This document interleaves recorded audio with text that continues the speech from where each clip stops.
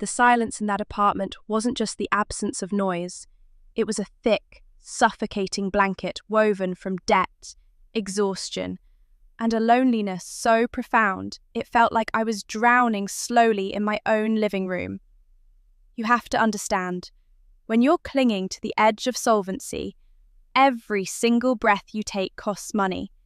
And for the first 8 years of my marriage, I was determined to be the anchor, the provider, the one who held the line. I loved my wife, truly, deeply, the way you love the very air you need to survive. We had built something beautiful, or so I thought, layer by careful layer, brick by careful brick. But then the foundation cracked. It started subtly, a creeping illness that dimmed the light in her eyes, a fatigue that settled into her bones. It was something that had been with her since before we even met, a constant shadow. But for years, we managed it. We built a life around it. Then, it escalated. Suddenly, the jobs she tried to hold down became impossible. The small hiccups of life turned into insurmountable mountains. And that's when the financial pressure gauge in my chest went from green to screaming red. It was just me then, the sole breadwinner, fighting a war against the electric company, the rent, and the growing pile of specialist bills. I took on double shifts. I started driving for late-night services. I became a ghost in my own home, fueled by lukewarm coffee and the desperate hope that if I just worked harder, we could stay afloat long enough for her to get better, for the treatments to work. And what did we have to sacrifice? Everything that made life feel like living. Date nights? Gone. Spontaneous trips to the coast? A cruel joke we couldn't afford to laugh at. I'd try, sometimes, my voice laced with forced optimism. Hey, babe, why don't we just walk down to the pier? It's free. But even that small suggestion would be met with this sharp edge of resentment, this weary sigh that communicated louder than any shout. You think walking is enough? You think pretending we're not bankrupt is fixing this? She'd look at me, her expression a complex map of frustration and pain, and say, "It's not the same. We used to do things. We used to have a life." And I knew she was right. But the gnawing reality was, if we bought dinner out, we couldn't afford the prescription refill next week. I felt trapped between being a responsible provider and being the fun, loving husband she deserved. That tension became a third person in our marriage, sitting at the dinner table every night, silently eating our peace. The pressure mounted until it became unbearable. She needed more specialized, constant care than I, working 80 hours a week and running on fumes, could possibly provide. The decision, painful as it was, became inevitable. She had to go stay with her parents. Her folks lived 2 hours by plane away, retired, stable, and equipped to handle the increasing needs of her condition. Saying goodbye at the airport felt like tearing a piece of my soul out and mailing it across the country. I watched her walk away, promising to call every night, promising this was temporary, promising us was permanent. For a while, the distance was a strange kind of relief mixed with agony. The bills were still there, but the immediate pressure of watching her suffer while I was absent felt slightly eased. I threw myself into work with a ferocious intensity, channeling all my fear and frustration into profit margins. But when we talked, the dynamic had shifted. When she'd call, recounting her appointments and the slow progress of her treatments, she sounded different, sharper, distant. When we scheduled those precious video calls, her face on the screen seemed harder to read. I chalked it up to the strain of her illness, the loneliness of being away from home, the stress of needing constant care. I told myself, it's just the distance, Mark. When she comes back, the old spark will reignite. I needed to believe that, because the alternative, that the distance was creating a rift that caregiving couldn't bridge, was too terrifying to contemplate. Then came the time for her first visit back. I had managed to scrape together enough vacation time and savings for a long weekend. I cleaned the apartment until it shone, bought the few groceries we could justify, and waited by the door like a puppy. But the woman who walked in wasn't quite the woman who had left. The old warmth, the easy banter, the way her eyes used to crinkle when she laughed. It was muted. She was polite. She was affectionate in the right measure. But the deep, magnetic connection, the sense that we were two halves of a whole, felt strained. We tiptoed around each other, two polite houseguests sharing an apartment rather than a married couple. I kept thinking, give it time. She's adjusting to being back here, away from her parents' constant attention. That weekend, I caught a nasty bug. A real flu that hit me like a freight train. Shakes, fever, the whole miserable package. I couldn't bear the thought of passing it to her, especially given her fragile health. I remember the conversation clearly, thick with awkwardness. Honey, look, I feel terrible. I think I need to sleep in the spare room tonight, just until this passes. I don't want you catching this. She agreed, perhaps too readily, nodding curtly before disappearing into our bedroom. I crashed on the lumpy sofa in the den, my head pounding, convinced that tomorrow I'd wake up, shake it off, and we'd be back on track. The fever dreams were vivid, the aches relentless. But around 1 a.m., something sliced through the fog of my sickness. A sound, not the usual rustle of turning over in bed, but hushed, rhythmic talking coming from our room. Low voices, whispers that weren't mine. My heart didn't just sink, it plummeted through the floorboards, taking my stomach with it. In that moment, every suppressed fear, every insecurity about the strained visits, the financial drain, the emotional distance, it all crystallized into one horrifying certainty. It was the sound of intimacy, the sound of a secret being shared in the space where only my wife and I belonged. I dragged myself up, my legs shaky, the fever burning hot behind my eyes. I didn't turn on the light in the hall, moving like a shadow, propelled by a primal, icy dread. I pushed the bedroom door open, just a crack. The room was dark, save for the pale blue glow filtering in from the street lamp outside. And there they were. My wife, sitting up against the headboard, and a shape next to her. A man whose silhouette was utterly wrong, utterly alien in my home. The hushed whispers abruptly stopped. The air became electric, charged with guilt and discovery. I must have looked like a ghoul rising from the grave, pale, sweat-drenched, and utterly broken. Who is that? My voice was a rasp, alien even to my own ears. It wasn't a question seeking an answer. It was the sound of the foundation of my world finally collapsing. The man scrambled, pulling away instantly, fumbling for his clothes. My wife froze, her face a mask of pure terror, illuminated briefly by the sliver of hallway light. "Mark, wait," she started, but it was too late. The confrontation exploded then, a brutal, messy unravelling of everything I thought we had.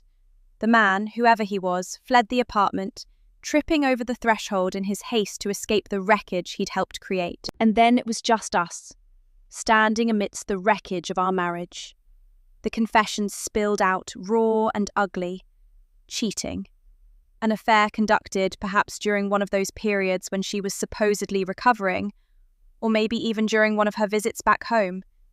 The details were a blur of pain, accusations, and desperate, clumsy explanations that sounded hollow even to her own lips. The betrayal was monumental, a violation that went beyond the physical act.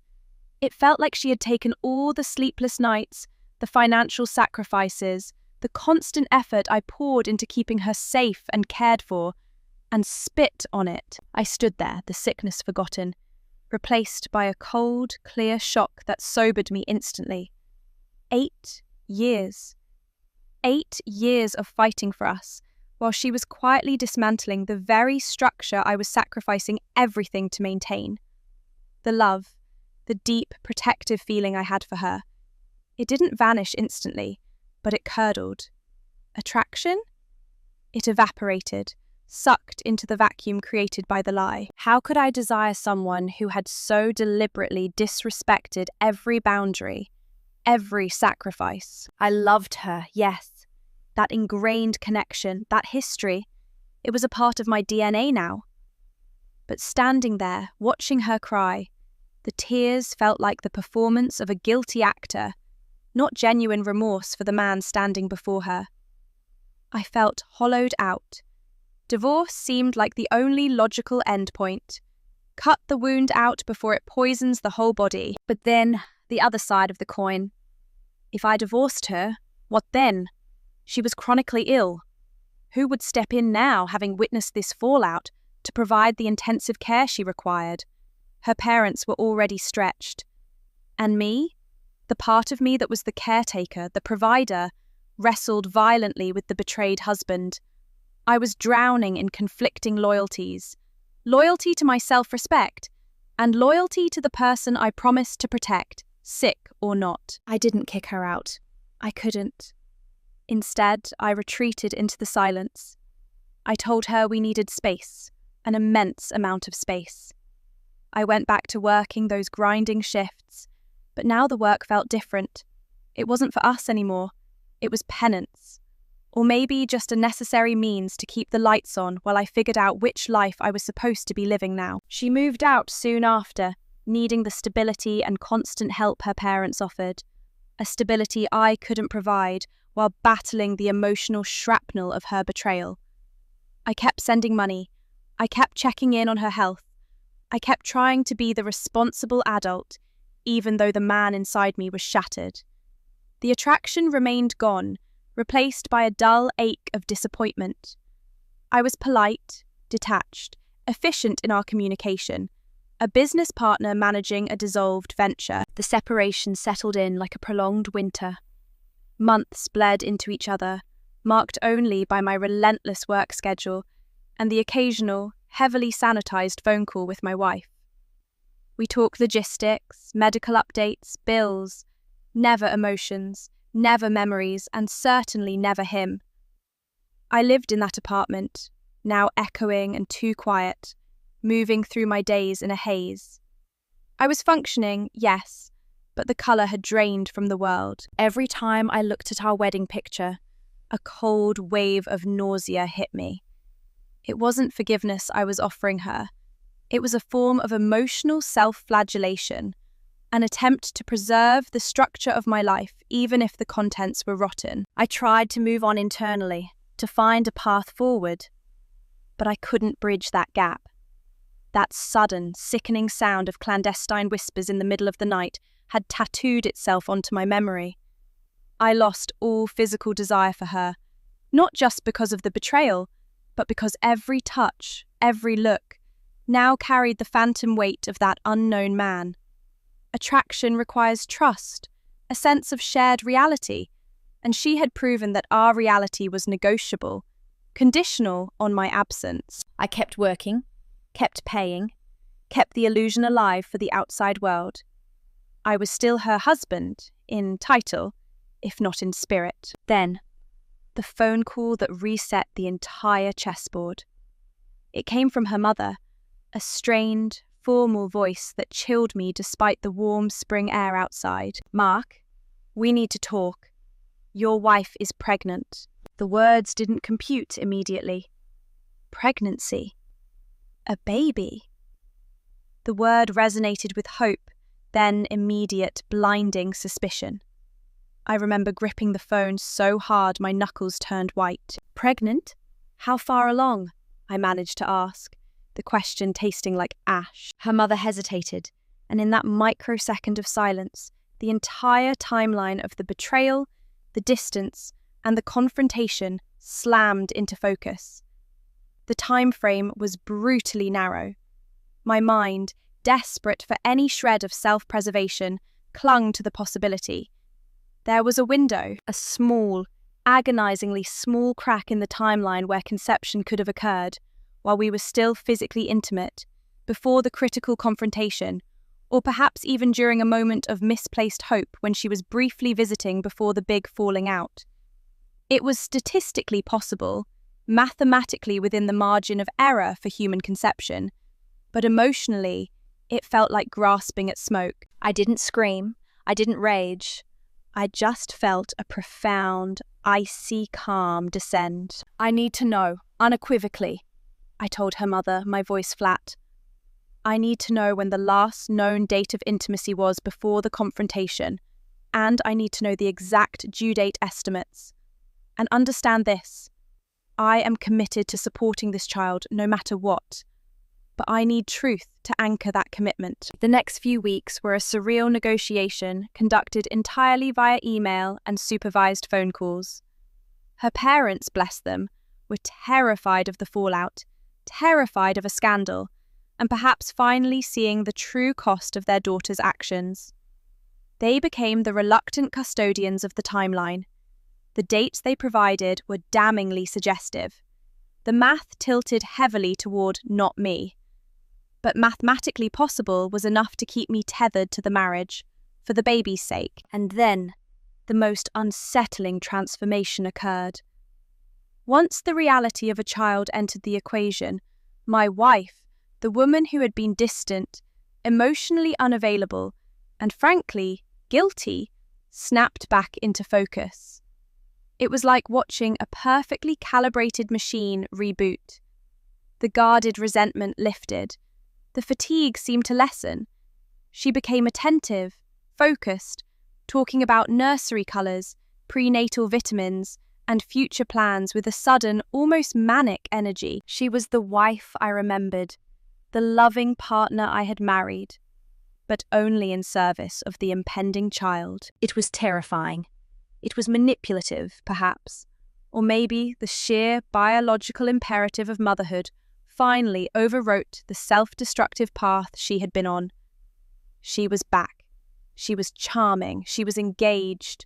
She was everything I had starved for during those months of isolation. We managed the pregnancy together, albeit under a heavy shroud of unspoken truth.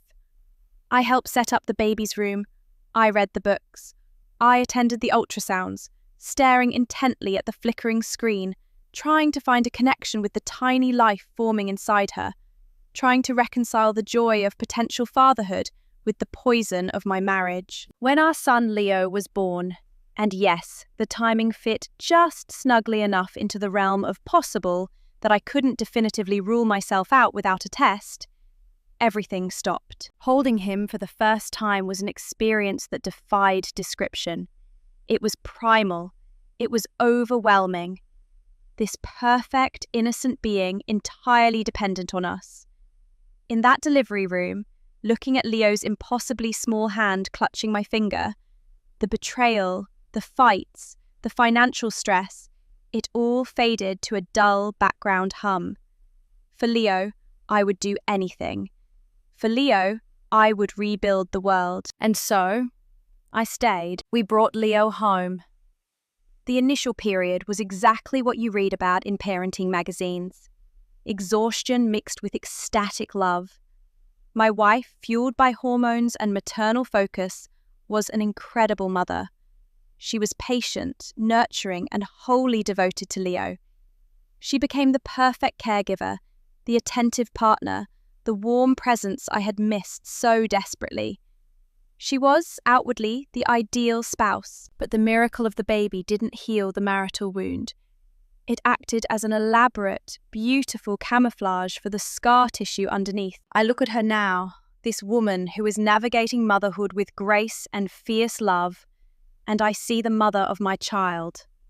I see the partner who coordinates schedules, who remembers when Leo needs his shots, who sings him lullabies that soothe him instantly.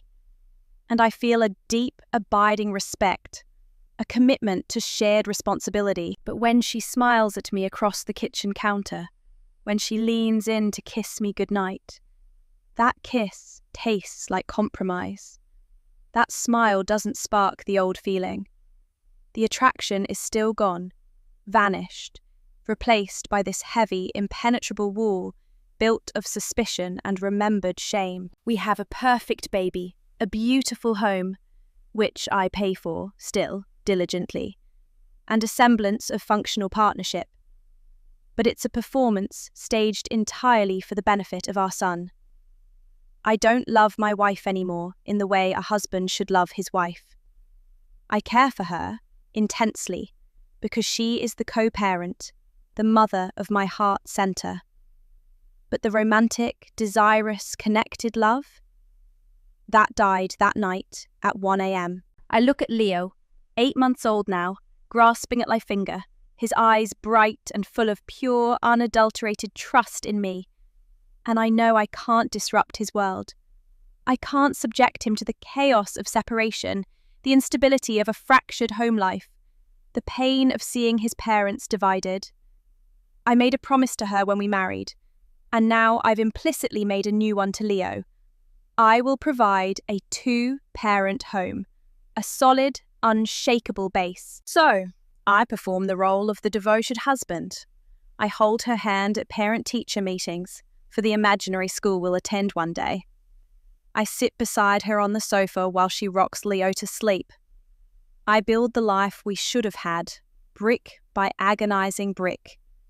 But I live outside of it, watching from the perimeter. The hardest moments are the quiet ones, the unintended glances when she thinks I'm focused on a work email. Sometimes she looks at me with this raw, searching vulnerability, as if she's desperately trying to gauge if the forgiveness I offered months ago was permanent, if the facade is convincing enough. And I hate that I can't give her what she wants, which is an erasure of the past. I can't erase it. I can only build a very tall fence around it. I often wonder if she ever sees the man I used to be, the man who would move mountains for her without question. And I wonder if she ever truly processes that the sacrifice I'm making now, living this half-life, pretending the attraction still exists, is arguably a greater burden than the financial stress ever was. This is where I am now, a committed father, a responsible provider, a dedicated co-parent, and a man utterly devoid of romantic feeling for his wife.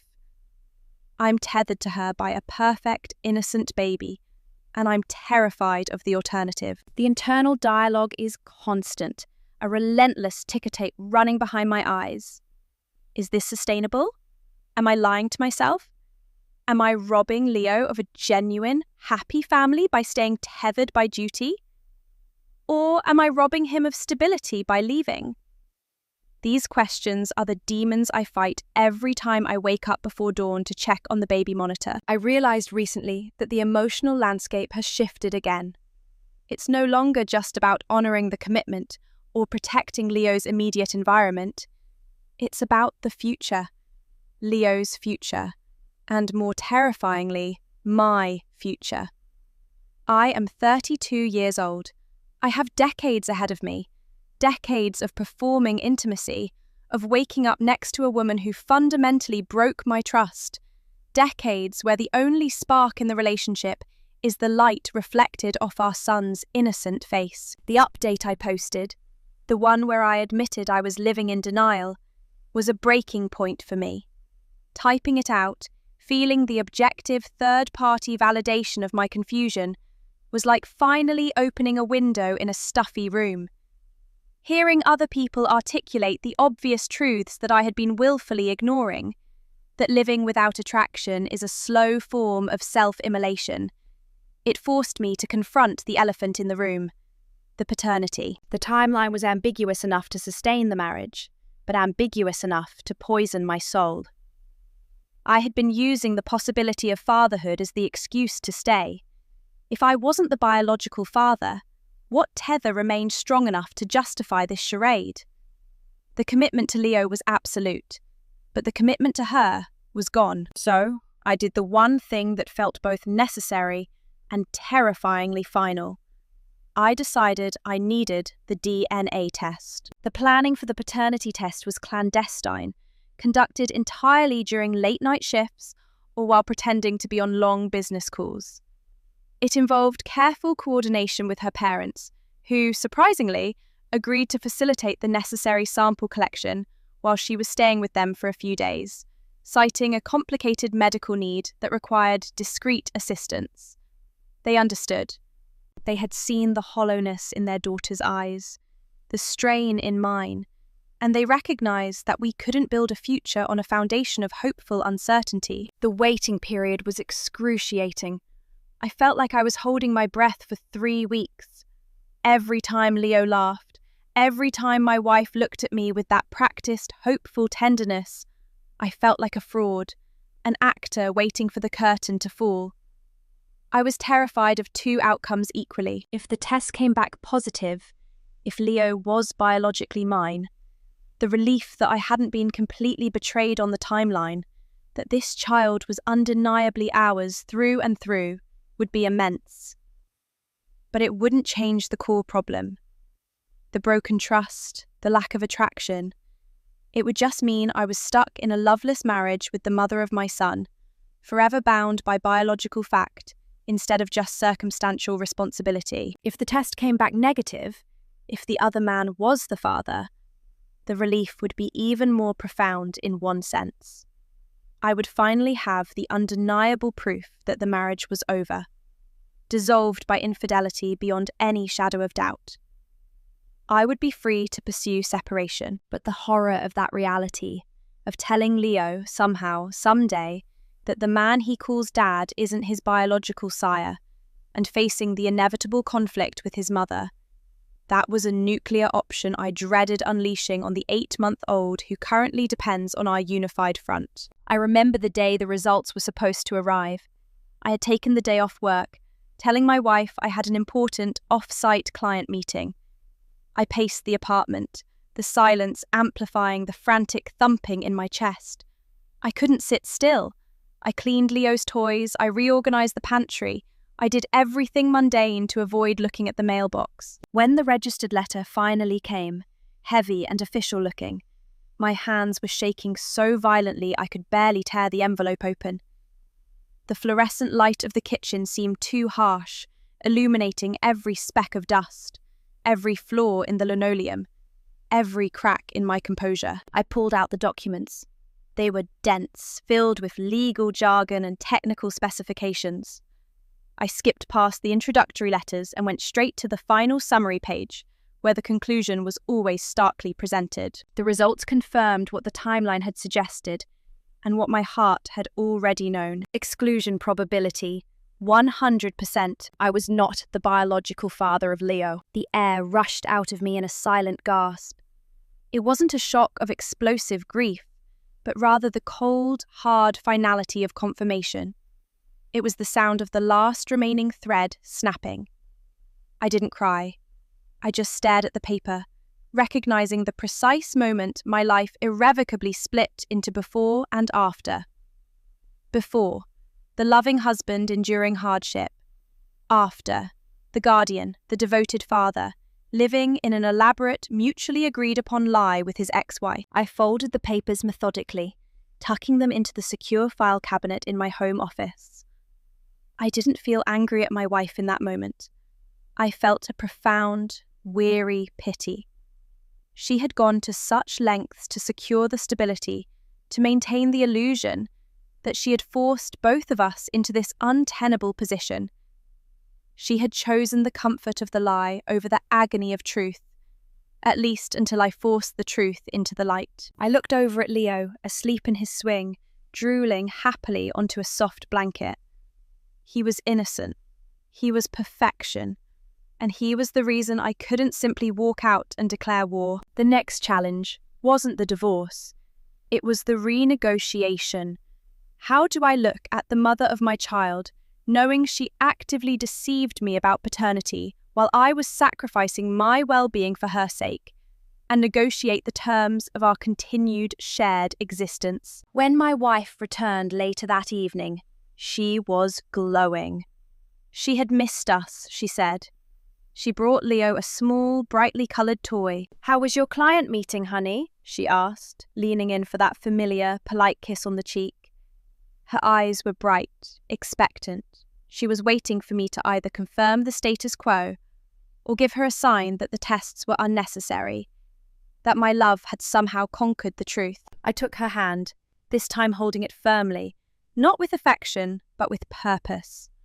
I led her gently towards the kitchen, away from the baby's room. I didn't let go. "We need to talk," I said, my voice steady, stripped clean of emotion. "The client meeting went fine, but I got another letter today. A different kind of result." Her face drained instantly. The practiced maternal glow flickered and died, revealing the scared, guilty woman underneath. She didn't need me to elaborate. She knew exactly which result I meant. "Mark, please," she whispered, her eyes darting towards Leo's room. "Not now, not where he can hear." "He's 8 months old," I countered softly but firmly. "He can't hear the truth yet, but he will someday, and I refuse to build the next 20 years of his life on a lie that we orchestrated." I laid the folded summary sheet on the counter between us. It was the only witness we needed. "I am not Leo's biological father," I stated, watching her react. There was no denial, only a heavy, defeated slump of the shoulders. The war was over. "I know," she choked out. "I was praying. I was hoping." "Hoping what? That I would remain willfully blind forever? That I would just keep loving you and providing for a child that isn't mine just because he's here?" The bitterness finally broke through, sharp and clean. "I did it because I was sick, Mark. I was terrified you would leave when I couldn't work, when I needed you most. I knew the window was closing and I couldn't bear the thought of being alone, of facing this illness without you as my anchor. And then Leo. He was a second chance, a reason for you to stay." Her confession was laced with panic, the fear of imminent abandonment overriding any remorse for the initial deception. This was the moment, the absolute precipice. If I walked away now, I would shatter her world and possibly inflict deep structural damage on Leo's early years. If I stayed, I would sentence myself to a lifetime of performance, a living ghost walking beside the woman I could no longer desire. "I will never abandon Leo," I promised her, my voice thick with conviction. "That is not up for debate. He is mine in every way that matters for his development, his security, and his happiness. You will have him, always. But I cannot pretend anymore, Sarah. I cannot be your husband." The ensuing argument wasn't about the cheating anymore. It was about custody logistics, the legal definition of father, and how we were going to present this monumental shift to the world, to our families, and eventually to Leo. We had to decide if we were going to become amicable co-parents, sharing custody in separate homes, or if we were going to try and salvage the facade of marriage purely for optics, knowing now that the foundation was not just cracked, but entirely different from what I had thought. I looked at her, truly looked at her, past the wife, past the betrayer, and saw a desperate woman trying to hold on to the stability I had provided. And I knew my next move had to be rooted in absolute self-preservation while protecting the innocent life between us. I had given everything for this marriage, and now all that was left was the boy. What would you do in this situation? How do you maintain a united front for a child when the core relationship is officially, legally, and emotionally void? Let me know what you think in the comments below because, honestly, I'm navigating this completely blind. And if these stories about impossible choices resonate with you, make sure you hit that subscribe button. We have a lot more complicated truths to unpack together. The negotiations that followed the revelation of the paternity test were colder, more businesslike than any corporate merger I'd ever been a part of. There was no shouting anymore, just the sterile exchange of facts and legal implications. Sarah, I still called her Sarah, but the intimacy of babe or honey felt like a grotesque parody, was utterly broken. But she was fighting for one thing, Leo's perceived stability. "Mark, please," she pleaded one afternoon, standing rigid in the doorway of the home office, the place where I now spent most of my solitary evenings. "We can survive this. We have survived worse. People divorce all the time. We can just be partners. We're already partners in everything that matters now. We just don't share a bedroom. That's not so bad, is it? We can manage the optics." Optics. That was the key word for her.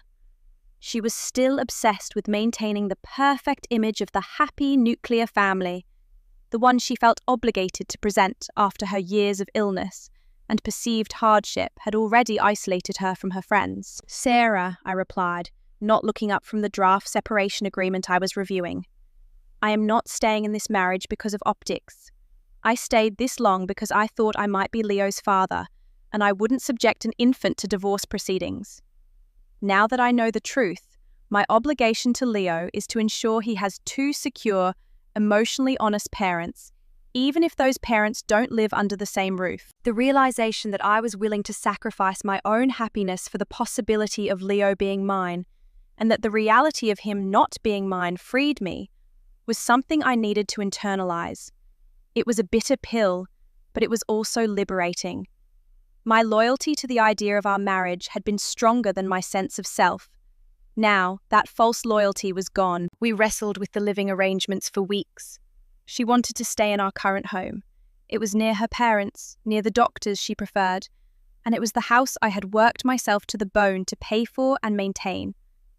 I understood the reasoning, but the thought of furnishing a separate apartment while still footing the entire mortgage for her residence felt like continuing to bleed out financially for a future I wasn't a part of. "I will ensure you and Leo are taken care of, Sarah. Financially, completely," I assured her. "But I need a space that is mine. A place where I don't have to walk on eggshells around the ghost of our marriage. A place where I can begin to process what actually happened." We finally settled on a compromise that felt like splitting a corpse down the middle. She kept the house. I found a small, modern apartment a 20-minute drive away. It was close enough for me to be at Leo's side for dinner every night, close enough to maintain the daily routine, but far enough that I didn't have to sleep in the cold bed next to my former wife. The moving process was wrenching. Every box I packed felt like dismantling a memory that, thanks to the paternity test, I now knew was built on a foundation of sand and deception. I kept Leo with Sarah's parents during the worst of the transition, unable to bear watching him sense the tension as I carried out boxes labelled "my clothes" and "office supplies." The first night I slept in my new apartment, the silence was different from the silence in our marital home. That previous silence had been heavy with unspoken obligation. This new silence was vast, empty, yes, but clean. It was mine. I could breathe deeply without checking my facial expression in the reflection of the microwave. The transition for Leo was the biggest hurdle. He was too young to understand geography, but he understood routine. He understood where Dad slept. We instituted the dad shift. I would arrive at the house every afternoon around 5 p.m. sharp. Sarah would often be busy with medical routines or just taking a moment for herself, and she would smoothly hand Leo over. I would take him to the park, feed him dinner, give him his bath, and read to him until he was drowsy. Then, usually around 8 p.m., I would drive him back to the house where Sarah would be waiting. We'd do a quick handover, a brief, functional exchange about Leo's day, and then I'd drive back to my quiet bachelor existence. This routine, while exhausting, was blissfully simple compared to the performance inside the house. With Leo, there were no lies. His needs were clear: food, comfort, play, sleep. I could meet those needs completely, without reservation or pretense. I was an excellent father to him. I poured every ounce of my remaining emotional capacity into that small boy. Sarah, meanwhile, seemed to settle into her role as the dedicated, long-suffering mother managing a chronic illness, using our arrangement as proof to outsiders that she was doing her best. She leaned into the narrative of the supportive husband who was simply overwhelmed by work and needed his own space for decompression. But the boundary between co-parenting and husband/wife was constantly tested by her. Because she was physically present, because I was physically present every evening, the lines blurred. One night, after a particularly rough day of Leo being fussy, I was exhausted. I was sitting on the sofa, Leo asleep across my chest, when Sarah came in, touched my shoulder and whispered, "Thank you, Mark. I don't know what I'd do without you. In that moment of pure exhaustion and gratitude, I almost leaned into her. The old habit, the decades of conditioned reliance on her presence, almost overruled my better judgment. It was a physical pang of loneliness, the desire to just rest next to someone familiar, even if that familiarity was toxic. I pulled back slightly. It's my job, Sarah. I'm here for Leo. The response was automatic, a shield snapping into place. Her hand dropped from my shoulder immediately, the brief warmth replaced by a familiar chill. She understood. I was drawing the line in the sand again. The emotional distance became a chasm. I started dating, tentatively at first. It felt scandalous, like a violation of the unspoken truce we held over Leo. But how could I not? I was a man starved for connection, for attraction, for someone who looked at me and saw a whole, desirable person, not just a walking bank account and a reliable babysitter. My first few dates were awkward disasters. I'd be too reserved, too focused on work, too haunted by the idea of bringing someone into the orbit of my deeply complicated domestic arrangement. I felt guilty for even trying. Then I met Claire. Claire was a colleague from an entirely different department. She was funny, sharp, and refreshingly direct. She didn't know the details of my home life. I kept it vague, referring only to a complicated separation and the dedication required by my young son. When I told her about Leo, she didn't pity me. She was genuinely delighted. On our third date, we were having dinner, and I found myself laughing, a real, unforced laugh that hadn't escaped my lungs in years. For the first time since before the illness ramped up, I felt seen as Mark, not as Sarah's financially burdened husband or Leo's dedicated father figure. I felt attraction, a slow, steady burn of interest that felt both exhilarating and terrifyingly dangerous. The danger lay in the fact that my life was tethered to Sarah. If I pursued Claire seriously, if I allowed myself to feel that attraction blossom into something real, I would have to detonate the truce with Sarah. I would have to face the messy, public divorce, the potential custody battles, and the inevitable, painful conversation with Leo when he got old enough to ask why Dad doesn't live here. The truth is, I want to pursue Claire. I crave the normalcy she represents. But every time I make plans with her, the voice of responsibility screams in my head. You can't leave them. You are the anchor. You built this lifeboat. You have to stay on board. I'm standing at the edge of a diving board, looking down into clear water, knowing that jumping means capsizing the fragile raft Sarah and I are currently floating on. But staying on the board means never knowing if I can actually swim again. I need advice on navigating this. Should I prioritize my emotional and romantic future, knowing it will cause upheaval for Leo in the short term? Or do I remain the steady, loveless foundation for the next few years, hoping Leo will be older and stronger when I finally have to tell him the whole complicated, messy truth about his mother, his parentage, and why Dad sleeps in a different house? The thought of breaking the truce with Sarah terrifies me more than the potential custody battle. It's the fear of becoming the villain in Leo's narrative. I see the path clearly. I start building a serious life with Claire, and Sarah will feel instantly betrayed, viewing my happiness as a direct insult to the sacrifices she made.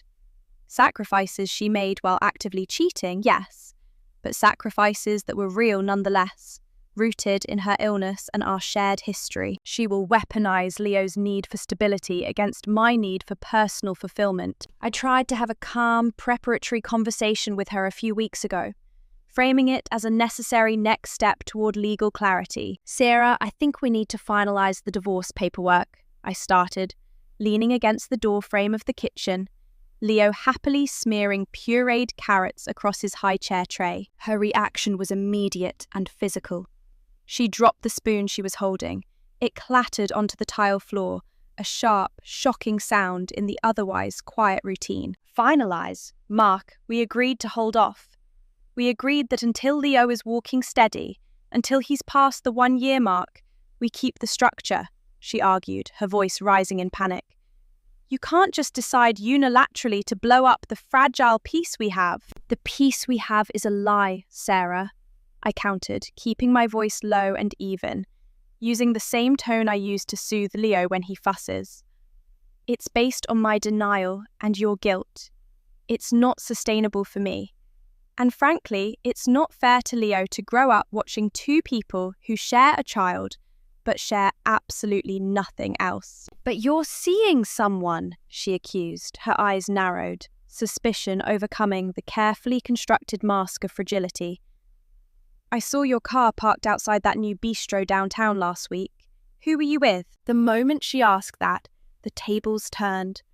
Her initial shock at the prospect of divorce was instantly replaced by the sting of jealousy, the confirmation that I was moving on, while she remained trapped by her health and the consequences of her actions. Yes, Sarah, I am seeing someone, I admitted, refusing to let her manipulate the situation into making me the bad guy.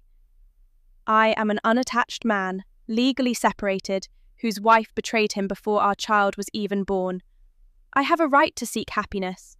Staying with you out of a misguided sense of duty is not happiness. It's martyrdom. That word, martyrdom, hit a nerve.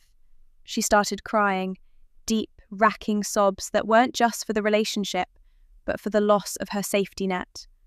I made a mistake, a terrible, terrible mistake when I was sick and scared, but I fixed it. I came back for him. Why can't you see that I'm trying to be a good mother now? Why does my past have to ruin Leo's future? Your past didn't ruin Leo's future, Sarah, I corrected her, stepping closer, my voice hardening with the weight of years of unspoken pain. Your past broke my trust, and your present insistence on maintaining a false narrative to avoid facing the consequences of that break is what threatens Leo's future stability.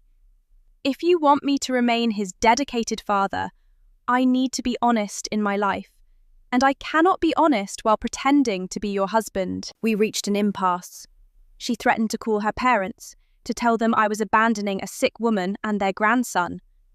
I countered by saying I would tell them the truth, that I would always support Leo, but that my marriage was over because of the infidelity that occurred before Leo's conception, and that I needed separation to be emotionally present for my son. She knew her parents, tired of the drama and invested in Leo's well-being, would likely side with stability, even if that stability meant a non-traditional co-parenting arrangement. So we moved forward with the paperwork, but we agreed on a temporary measure, the status quo.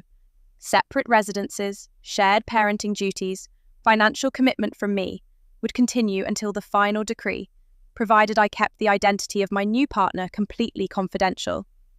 It was a ceasefire, a tense truce enforced by the necessity of minimizing Leo's exposure to adult conflict. It's been 4 months since that conversation, and 6 months since the paternity results. I see Claire almost every day at work, and we have carefully planned, guilt-ridden dates on my nights off when Leo is with his grandparents or staying over at the house with Sarah. Claire is patient.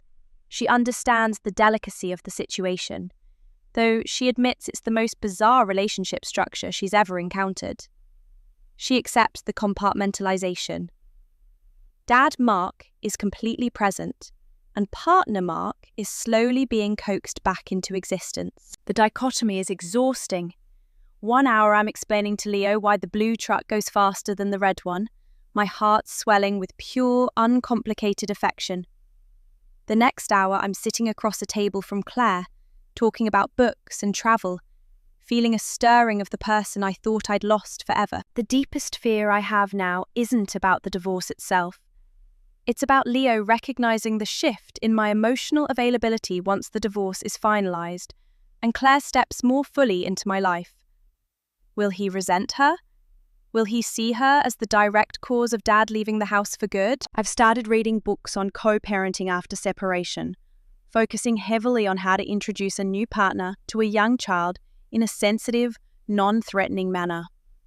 I realize now that the betrayal wasn't just the cheating, it was the assumption that I could simply rebuild a life on a foundation of duty. True commitment, I'm learning, requires mutual respect and emotional honesty, something Sarah forfeited when she chose deceit during my sacrifice. My life now is a constant calibration. How much commitment do I owe the past, Sarah's feelings, the illusion of the stable unit, versus how much do I owe my future, my own mental health, and the chance for Leo to see his father genuinely happy? I look at Leo, who is now nearly a year old, crawling with determination, babbling new sounds every day.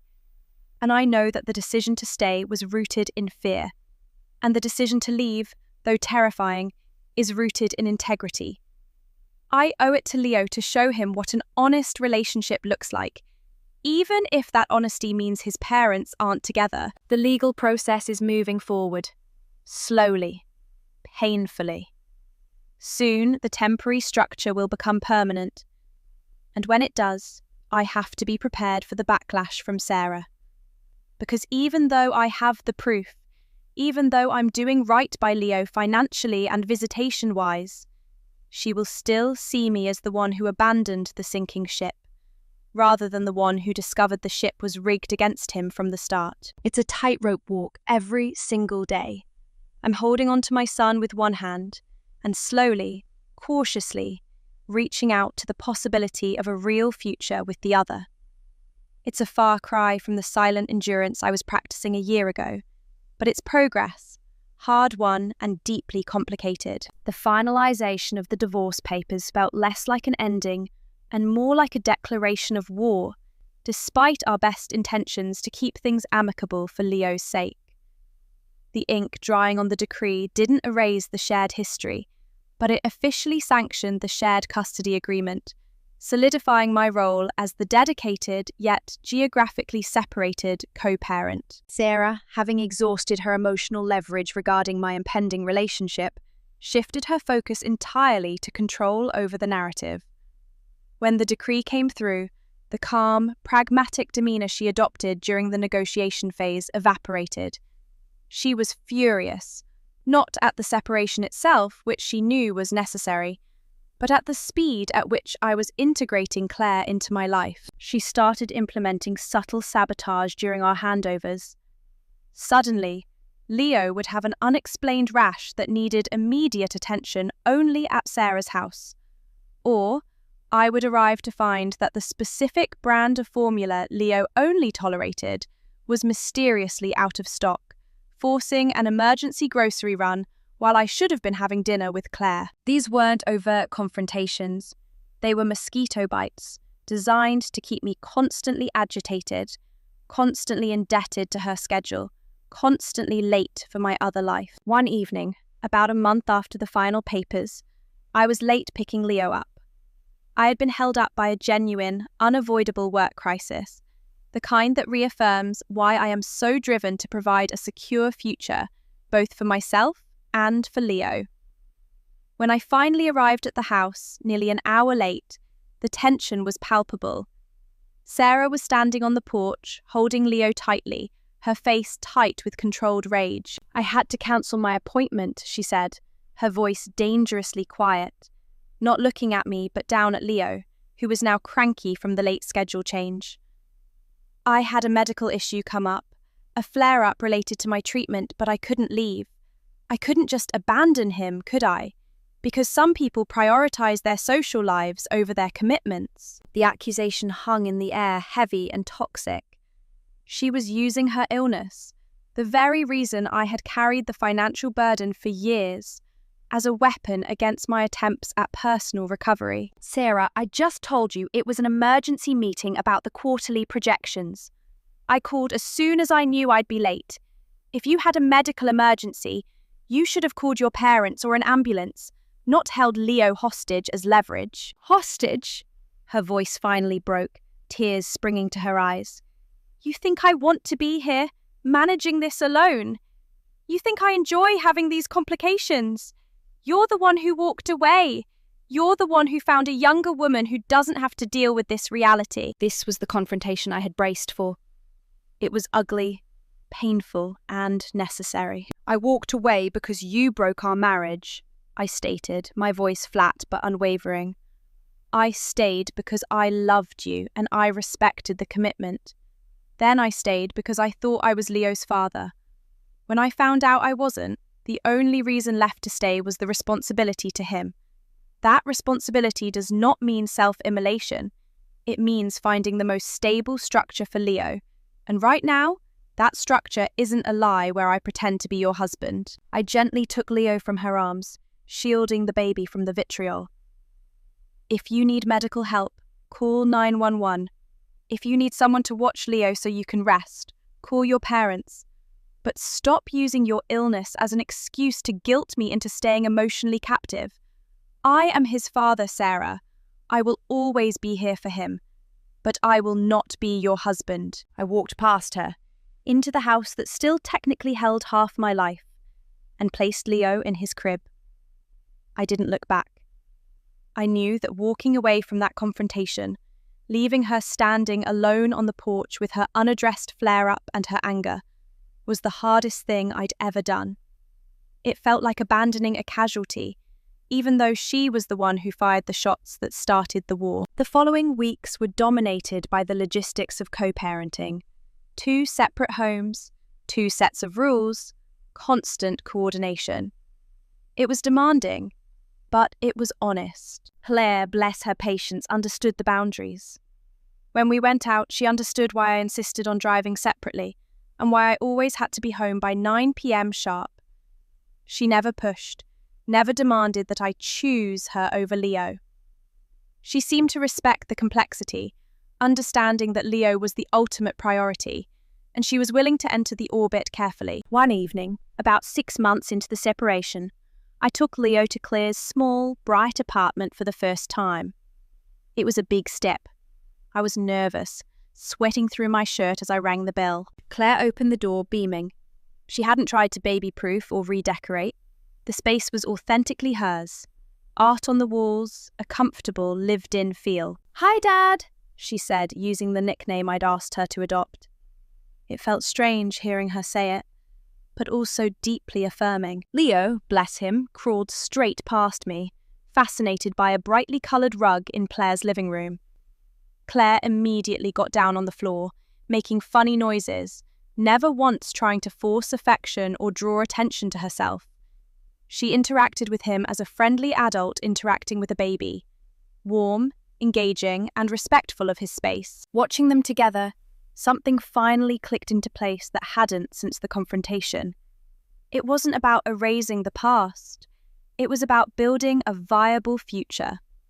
I looked at Claire, at her ease, her lack of drama, her genuine, unforced joy in Leo's small presence, and I realised that this was what healthy partnership looked like. It was quiet strength, not frantic clinging to broken promises. Later that night, after I had driven Leo back to Sarah's house and was settling into my own quiet apartment, I called Claire. "Thank you," I managed, my throat tight. "That was a huge step, and you handled it perfectly." "He's a beautiful boy, Mark," she replied simply. "And you are a good man, fighting this hard to keep the pieces together for him. Don't sell yourself short." That was the moment I stopped feeling like a fraud. I realised that staying in the marriage out of obligation wasn't noble. It was self-destructive and ultimately unsustainable for everyone involved, especially Leo, who deserved a father who was whole, even if that wholeness required separate residences. The journey isn't over. Sarah will always be a fixture in my life, tied by the unbreakable bond of shared parenthood and the complex medical history we share. There will be difficult holidays, tense school functions, and moments where I'll have to defend my choices to worried relatives. But now, I face it with clarity. I am no longer the man who was betrayed and chose to endure silence. I am the man who chose truth, who accepted the painful consequence of betrayal, and who is now actively building a secure, honest future for his son. One where love, even if that love looks unconventional, is the primary building block. I'm still finding my footing, still learning how to be partner Mark without jeopardizing dad Mark. But for the first time in years, I feel like I'm moving forward,